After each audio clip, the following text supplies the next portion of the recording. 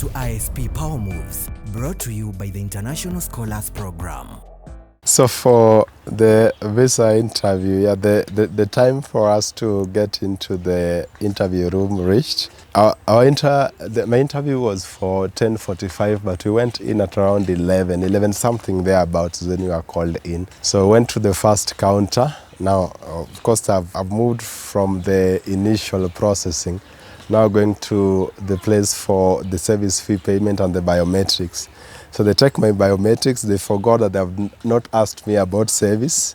So as I was going to the interview queue, they called me back and was like, have you paid your service fee?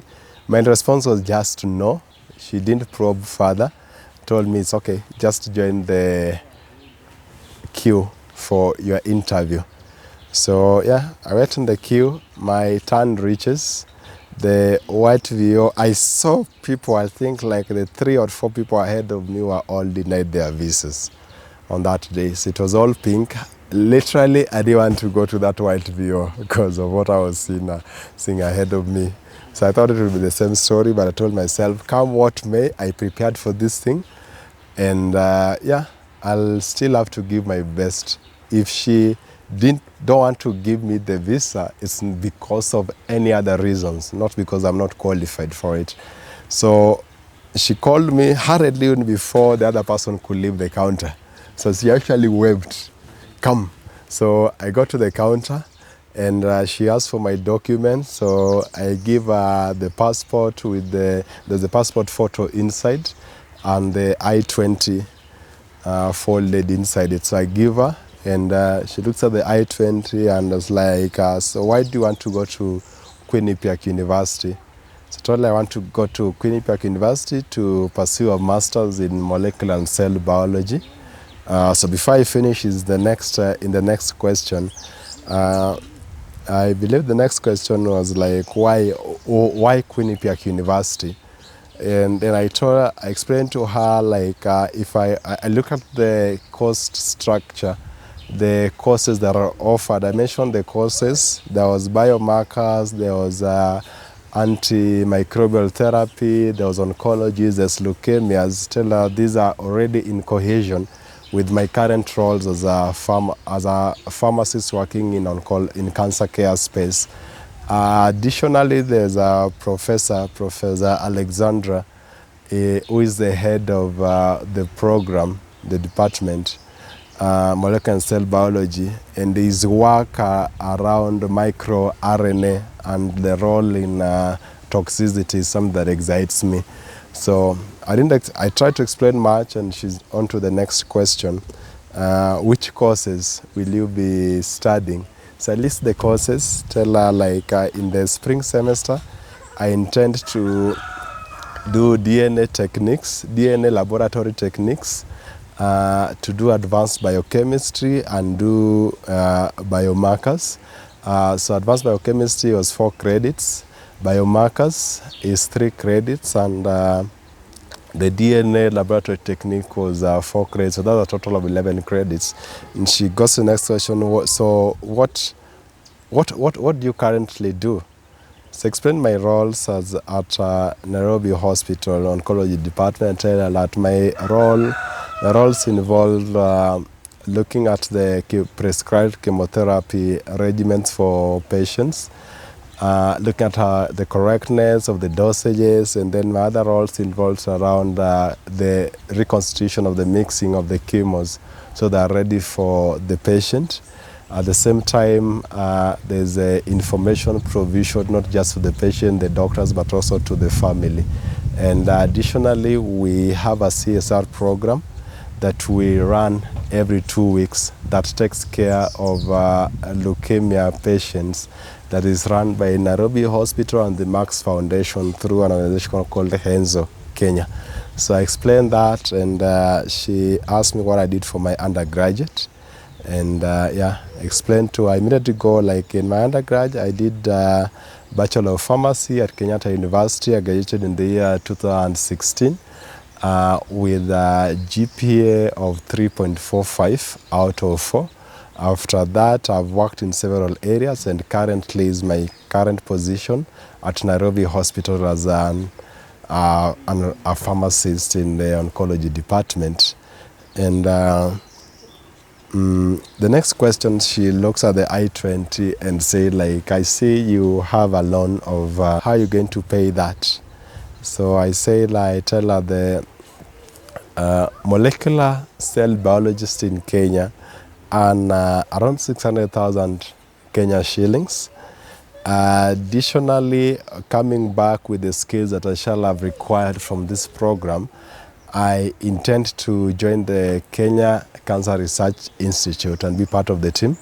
At the same time, Nairobi Hospital with the Max Foundation aims at advancing oncology care in the country through the Nairobi Stroke Cancer Research Center. So I aim at joining that, and that will basically mean that I will have a better income, whereby I will be able to pay back this loan within a short time at a short time. So the payment will not be a problem. Additionally, I added around being able to take up some part-time lecture positions to shape up the new, the other generation of pharmacists. Yeah. Besides that, I told her about having a business running in the country.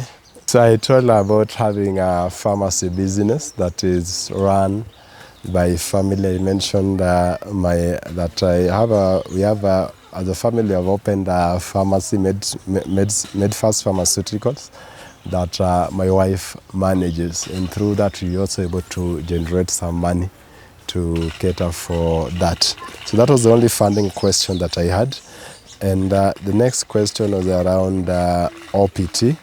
I think there are some other questions that I'm forgetting, but there was a question around OPT. Will you take OPT? And I said yes, I will definitely take optional practical training, because it will be an opportunity for me to gain hands-on experience and to be able to apply the same when I come back to the country. And she immediately goes, so when you're done with the OPT, will you apply for a work visa? And I told her no, I will be working on coming back to the country to advance cancer care and research in Kenya, because there's a great need. So that's basically how the interview went. But the point I saw was I think the point when she asked me why I chose Quinnipiac University, and I answered, I saw her smiling.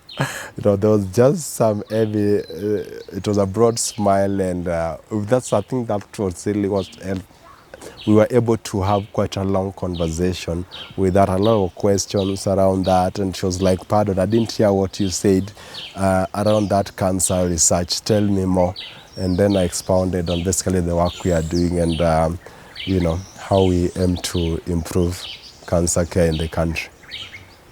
So now at what moment you see her pitching the So when she asked the last question, will you apply for a work permit or visa? And she immediately went, I think even before I finished the question, yes, I approve your visa, congratulations.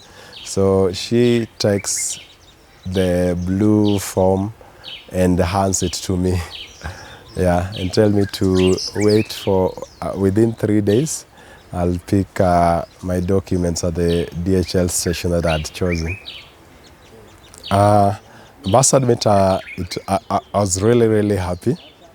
I think one of the security guards told me, "Usianguke," because they realized I was so happy for getting this thing. Given every trust I had put in the process, leaving work even before I get the visa.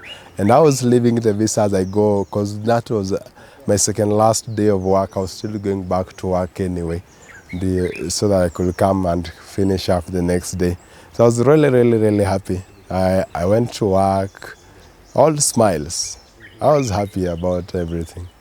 Thank you for watching ISP Power Moves. The International Scholars Program is here to turn your study abroad dreams into reality, no matter the challenges. Explore our programs at www.internationalscholarsprogram.com and join us next time for more strategies, expert tools, and inspiring stories to fuel your journey abroad as a thriving international student. The International Scholars Program, empowering dreams.